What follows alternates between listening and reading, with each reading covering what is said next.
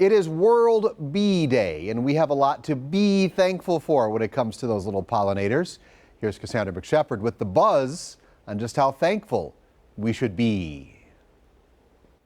Today is World Bee Day, so I'm here with CharBee, the BeeVangelist, to find out what the buzz is all about.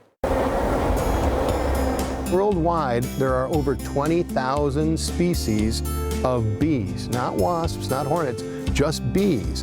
I didn't know there were so many different I guess I've heard, of course, of a honeybee and a bumblebee. Right. But that's not even the beginning. No, only one is the honeybee. All the others are bumblebees or mason bees or carpenter bees or orchard bees or sweat bees. All different sizes, all different shapes, and all of them with important essential roles in keeping nature vibrant and abundant. The honeybee colony, you know, it's a force of as many as 50,000 bees and one queen in a box.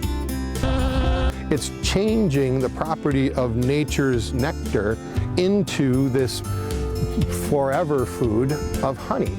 And they're the only ones that do it. I see a bee, I don't know whether it's a bumble, a honey, a cutter, or whatever, and I just want to go, oh, get away from me, bee. How does it affect me? And why should I care about the bees? Because we need them to live. We owe everything to the abundance and diversity of 160 million years worth of their existence. They help the flowers that turn into trees, that turn into fruit, that turn into nuts, that turn into berries, that turn into vegetables. We need these bees to eat the way we've chosen to eat. Large-scale monoculture agriculture, big fields of one kind of food. And that's what we do. We pollinate by moving bees on trucks, following the bloom as it blooms across the country during spring. Bees themselves basically are on Earth to dance with flowers. Their job is to procreate the bloom that is around you.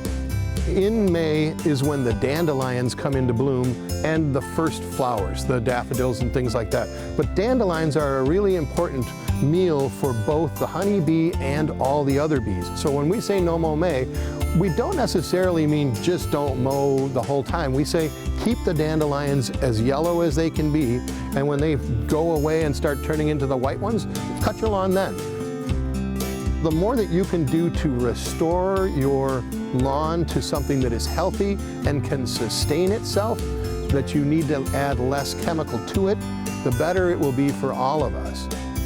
What can humans learn from bees? Well, this is a super organism. Each bee dedicates itself one for all and all for one. So everybody works together in community to make the community thrive. Here are some buzzworthy honeybee facts courtesy of research from Texas A&M University. Honeybees communicate with each other through chemicals called pheromones. In order to make 1 pound of honey, bees need to collect nectar from 2 million flowers. And if you like honey, you might want to consider participating in No Mow May. Honeybees pollinate 130 different crops in the country, adding $14 billion annually to crop production and quality. So yes, thank a farmer for the food on your table, but thank a honeybee as well.